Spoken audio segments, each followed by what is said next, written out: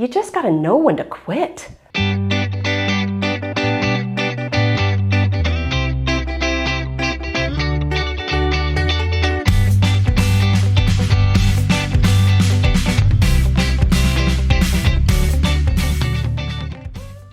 There are a lot of skills that are required of a homeschooling mom, but one of the most underrated ones is recognizing when something is not working and being willing to quit it right in that moment. This is very hard because we have this idea that once I have a plan, I will not succeed unless I complete the plan and get a gold star at the end and I picked up this curriculum. If I don't finish it, then we failed. But it's actually an important part of being a homeschooling mom to say, I recognize when something is not working and I am willing to change things up. So there are 3 different indicators that you do need to quit whatever you're doing.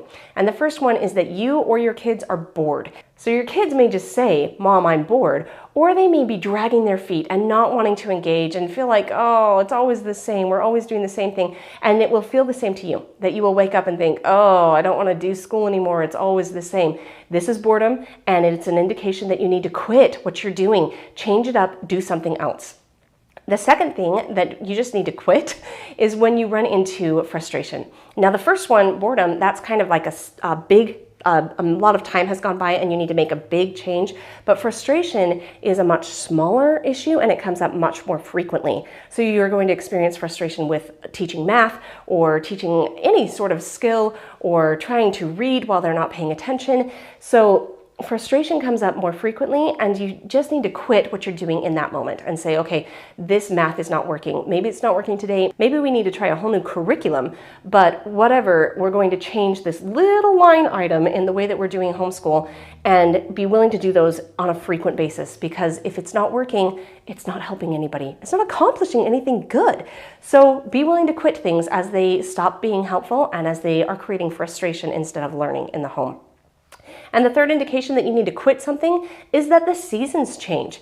And this is interesting because the first 2 are kind of a low energy. The kids are bored or you're bored or somebody's frustrated, and so you have this really negative energy happening and you need to take a break and let the energy refill, or you need to engage in a different way that makes the energy fun again. You kind of need to push it.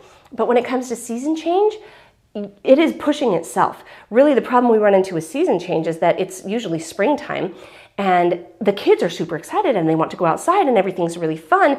And as a mom, we're like, no, you can't. You've got to stay here and complete all the things that I wrote down in my lovely day timer. And if we don't do that, then we just don't succeed. And so in this case, we really have to back off and say, I'm going to quit the things that I had written down and I didn't recognize that the seasons were going to change this early, but you guys are super excited about learning and getting out of the house, so let's do it. Let's go do science outside, let's go on field trips, let's go do things and just ride the energy that your kids are naturally bringing at that change in seasons. It takes a lot of courage to be able to quit something once you've planned on doing it, but it's also a skill that will bring you a ton of satisfaction because you'll constantly be moving on to something more effective and more efficient in the way that you teach. I hope you have a wonderful week and I will catch you on the next one. Thanks. Bye.